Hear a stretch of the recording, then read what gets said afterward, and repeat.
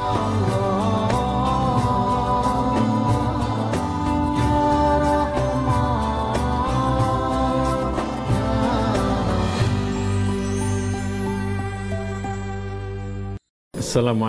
warahmatullahi wabarakatuh. Alhamdulillahi rabbil alamin. Wabihi nasta'inu ala umuri dunya waddin. Asyhadu an la ilaha illallah wa asyhadu anna Muhammadan abduhu wa rasuluh. Allahumma salli wa sallim ala sayyidil mursalin wa ala alihi wa sahbihi ajmain. Kita bersyukur kehadirat Allah Subhanahu wa taala atas berbagai macam nikmat yang Allah berikan kepada kita. Salawat dan salam semoga dilimpahkannya kepada junjungan kita Nabi besar Muhammad sallallahu alaihi wasallam. Di antara sekian doa yang mencakup segala macam keinginan kita, yaitu yang disebut doa sapu jagat, yaitu Rabbana atina fid dunya hasanah wa fil akhirati hasanah wa qina adzabannar. Tuhan, berilah kami hasanah, kebaikan, kebahagiaan di dunia dan kebahagiaan di akhirat. Orang yang sehat tentu ingin bahagia. Kalau orang yang tidak ingin bahagia, mestinya tidak sehat. Tapi untuk mencapai kebahagiaan, ternyata tidak semua orang mampu mendapatkannya. Ternyata kebahagiaan tidak cukup dengan harta. Harta tidak identik dengan kebahagiaan. Banyak orang yang memiliki harta tapi tidak bahagia. Begitu juga kedudukan tidak identik dengan kebahagiaan. Banyak orang yang punya kedudukan tapi juga tidak punya kebahagiaan. Begitu dan seterusnya. Kebahagiaan itu ada pada diri kita, ada pada hati kita. Yang kaya, yang miskin, yang punya kedudukan, yang tidak punya kedudukan. Ada hak untuk mendapatkan kebahagiaan. Asal dia mampu menyikapi segala keadaan itu yang memungkinkan dirinya bahagia, tidak sebaliknya. Banyak pesan-pesan moral dalam Al-Quranul Karim. Bagaimana kita dapat membahagiakan, dapat memperoleh kebahagiaan. Kita kutip salah satu beberapa ayat Al-Quran dari surat Al-Mu'minun. Surat Al-Mu'minun itu pernah dibaca oleh Siti Aisyah ketika ditanya oleh seorang sahabat, "Ya Ummul Mukminin, kenapa? Apa kuncinya Rasulullah Shallallahu Alaihi Wasallam itu selalu sukses dalam segala hal?" Siti Aisyah menjawab, ya kuncinya Al-Quran. Karena beliau adalah melaksanakan Al-Quran, maka beliau sukses dan beliau bahagia. Kemudian Siti Aisyah membaca beberapa ayat Al-Quran, terkesan. Ayat yang dibaca oleh beliau ini adalah antara lain, inilah kunci-kunci untuk memperoleh kesuksesan dan sekaligus kebahagiaan. Yaitu firman Allah, A'udzubillahi minasyaitonirrajim. Qad aflahal mu'minuna alladzina hum fi salatihim khashi'un walladzina hum 'anil lagwi mu'ridun. Al-ayah. Dalam Quran surat Al-Mu'minun ayat 1 sampai 13 itu Allah menyatakan qad aflaha, ditafsirkan oleh para penafsir fazu wa sa'idu, sukses dan bahagia. Banyak yang sukses tidak bahagia. Sukses bisnis tapi nggak bahagia, sukses karir tapi tidak bahagia. Ini sukses dan bahagia, fazu dan sa'idu. Pertama, menurut ayat ini dikatakan adalah iman. Iman secara bahasa berarti ada rasa percaya. Percaya kepada Allah yang Maha Kasih, Maha Sayang, yang Maha Penolong. Rasa percaya itu ternyata sangat penting dalam kehidupan kita untuk memperoleh ketentraman dan kebahagiaan. Kita tidak akan merasa bahagia, tidak akan merasa tenang apabila kita tidak percaya kepada seseorang. Nggak bisa menikmati makan di sebuah restoran kalau tidak percaya kepada yang punya restoran. Tidak akan nikmat naik mobil kalau tidak percaya kepada supir. Dalam berumah tangga kalau suami sudah tidak percaya kepada istri, istri tidak percaya kepada suami, tidak akan ada kebahagiaan. Jadi rasa percaya itu penting. Apalagi percayanya iman kepada Allah yang Maha Penolong, yang Maha Pemaaf, yang Maha Kuasa, yang Maha Kasih, yang Maha Sayang. Ini adalah keyakinan. Yang kedua, Quran menyebutkan setelah iman yang mantap itu ada walladzina hum fi salatihim khashi'un. fi sholatihim khusyuk. Orang melakukan sholat dengan khusyuk. Apa kaitannya kebahagiaan dengan sholat khusyuk? Ternyata ketidakbahagiaan, kegelisahan itu adalah disebabkan karena hal-hal yang sifatnya itu duniawi. Saya yakin tidak ada orang yang kemudian menjadi gelisah karena memikirkan alam kubur. Yang banyak membuat seorang gelisah, tidak tentram dan tidak tenang itu adalah kekayaan, adalah harta kekayaan. Rupanya kita perlu ada waktu-waktu tertentu, yaitu pada waktu salat, melupakan sejenak dunia yang syarat dengan hiruk pikuk menyebabkan kita tidak nyaman dan tidak tenang itu, yaitu salat khusyuk. Salat khusyuk itu adalah kita mengingat bahwa kita sedang menghadap Allah, jadi yang diingat adalah Allah. Kita hanya mengingat bacaan-bacaan, kalimat-kalimat yang dibaca baik oleh imam ataupun oleh kita mengikuti. Itu adalah salat khusyuk. Bahkan ada ajaran di dalam agama kita untuk mencapai kenikmatan hidup itu, katanya didefinisikan dalam bentuk ihsan. Kau sembah Allah seolah-olah engkau melihat Allah. Seseorang menemukan sebuah kenikmatan karena ketika menyembah Allah itu dia penuh merasa melihat Allah Subhanahu wa taala, melupakan dunia yang membuat tidak tentram dan bikin tidak tenang itu.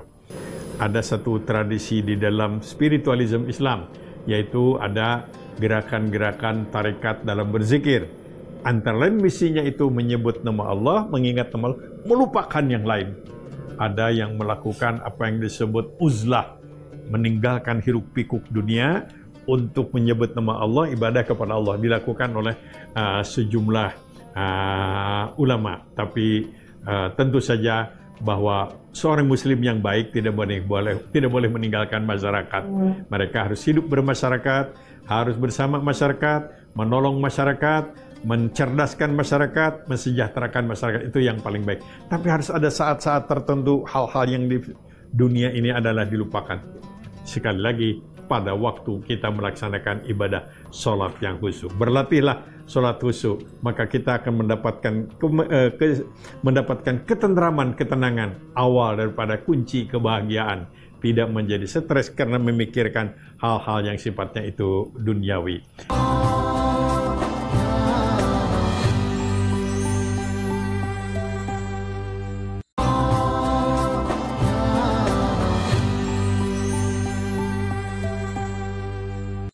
Ada satu tradisi di dalam spiritualisme Islam, yaitu ada gerakan-gerakan tarekat dalam berzikir.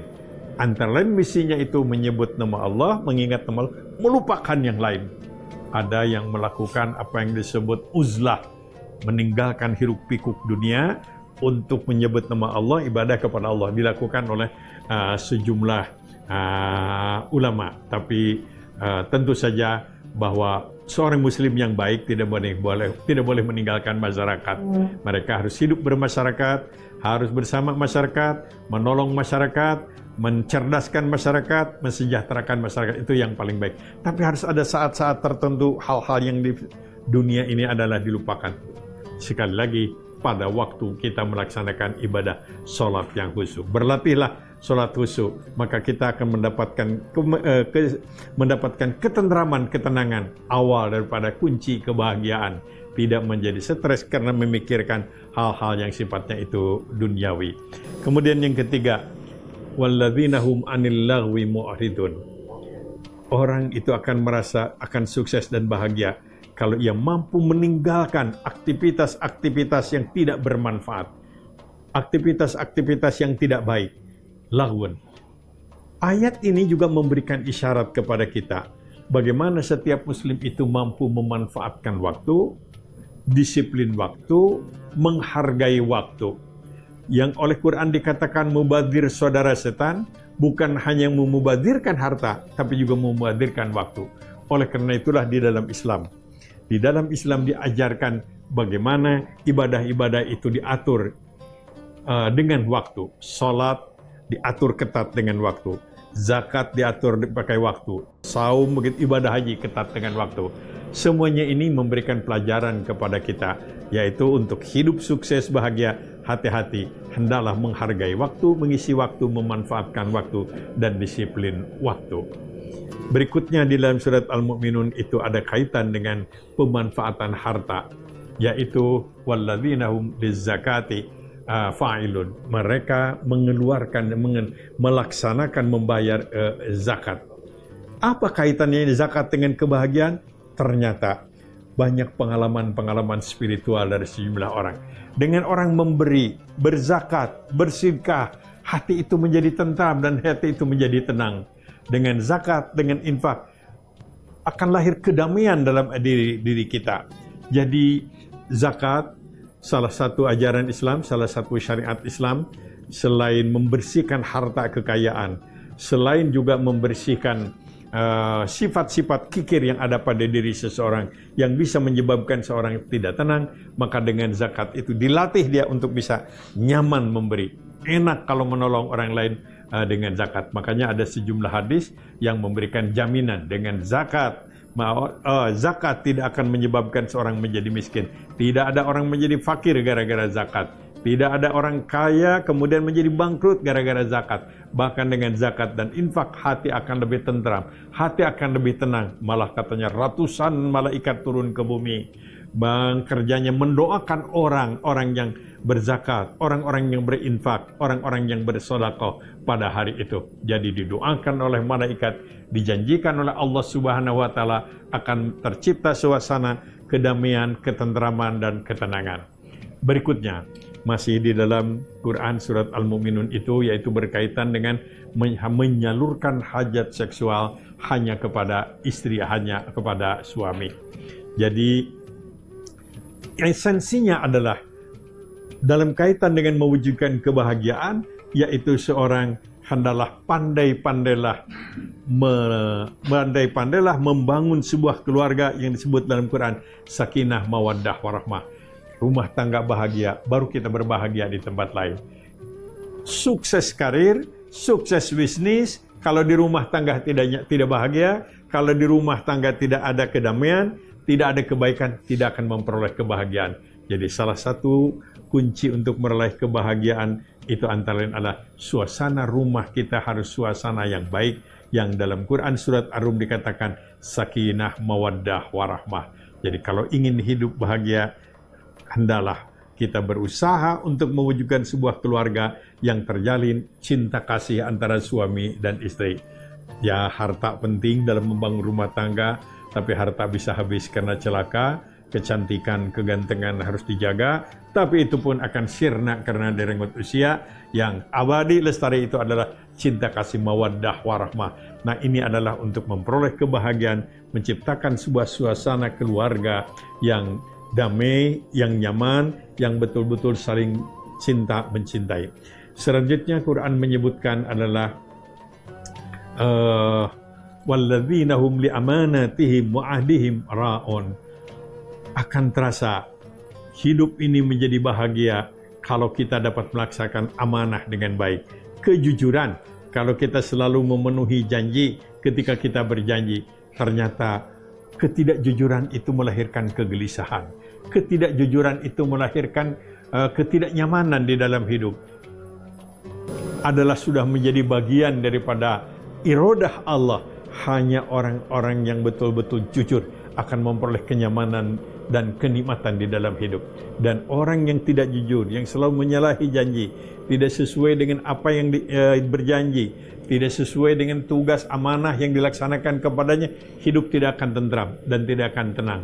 Kalau ingin hidup tentram dan hidup tenang, tepati janji dan kemudian penuhi, laksanakan apa yang menjadi amanah tanggung jawab kita. Dan yang ketujuh disebutkan dalam Quran itu, yaitu walladzina hum ala sholawatihim yuhafidun, memelihara solat dengan baik. Jadi solat itu juga merupakan sebuah kegiatan ibadah yang sangat besar pengaruhnya untuk menenangkan batin kita. Makanya Rasulullah sallallahu alaihi wasallam berulang kali kepada mereka yang sedang ada kesulitan, kegelisahan, perintahkan solat. Kepada mereka yang sedang menghadapi keraguan, lakukan solat istikharah. Kepada mereka yang sedang menghadapi kesedihan, juga lakukan sholat. Bahkan Nabi berpesan kalau dalam rumah tangga kita berhadapan dengan suasana yang tidak nyaman, suasana potensi konflik atau ujian demi ujian, Nabi menyatakan, bangunkan istrimu di penghujung malam dengan penuh kasih sayang. Fayakuman, suami istri bangun sholat malam. Wayadhkuranillah, suami istri berzikir pasrah kepada Allah. Apa jawaban Allah dalam hadis kursi? Aku malu kalau aku tidak memenuhi keinginan mereka. Aku malu kalau aku tidak mengabulkan munajat mereka. Salat malam itu juga merupakan bagian kunci untuk meraih ketentraman, ketenangan yang kemudian memperoleh kebahagiaan. Kenapa orang sampai rebutan ingin melaksanakan ibadah haji dan ibadah umroh, walaupun dengan berbagai macam resiko sekarang ini dengan harga yang mahal, tapi mereka berdoa. Kenapa? Karena dari pengalaman spiritual banyak orang, dan memang dijanjikan oleh agama, yaitu dengan dekat dengan Allah melalui ibadah-ibadah sholat, ibadah tawaf, dan ibadah-ibadah lainnya, hati menjadi tentram, menjadi damai. Dan itu adalah awal daripada sebuah kenyataan untuk memperoleh kebahagiaan di dalam hidup.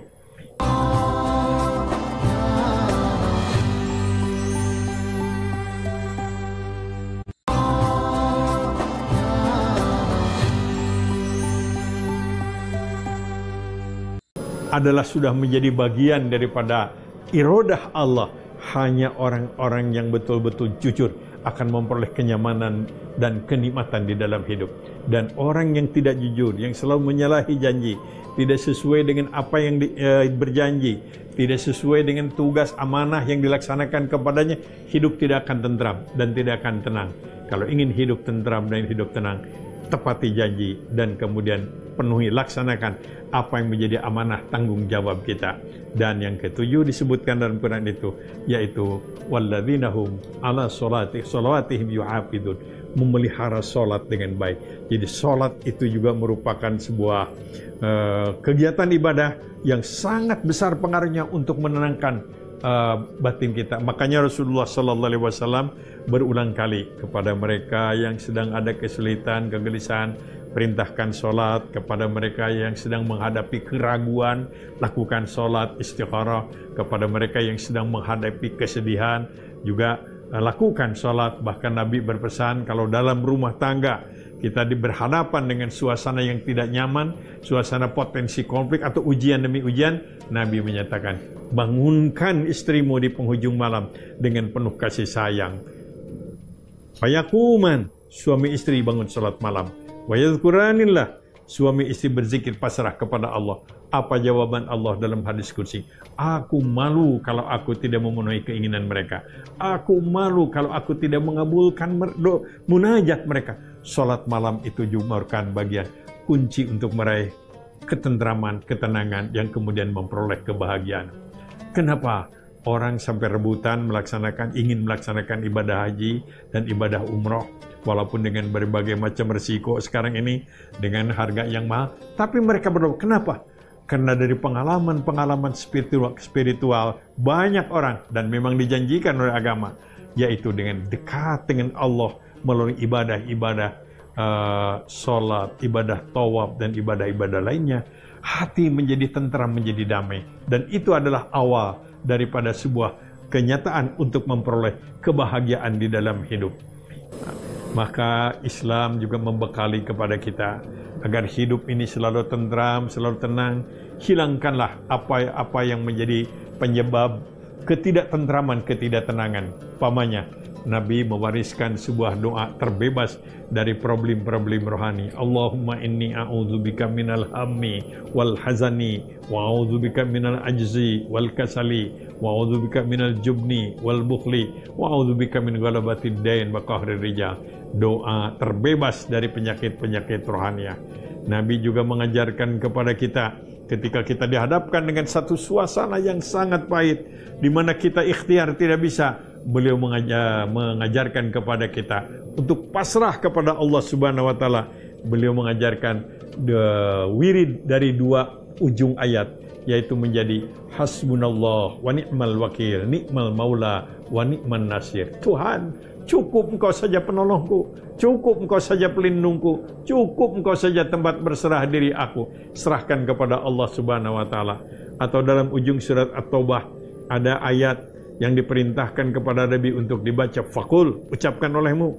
Setelah Allah menerangkan tentang murka Allah kepada orang-orang yang zalim dan orang-orang yang musyrik di dalam awal surat At-Taubah itu, kemudian Allah memuji Nabi, laqad ja'akum rasulun min anfusikum azizun 'alima 'anittum harisun 'alim bil mu'minina raufur rahim, dan seterusnya. Padahal telah datang kepada mereka itu rasul pilihan yang penuh pengorbanan, penuh kesungguhan, penuh keikhlasan.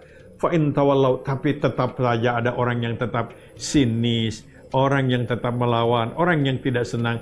Allah menyatakan, fakul, ucapkan olehmu, hasbiyallahu la ilaha illa huwa alaihi tawakkaltu wa huwa rabbul arsyil azim.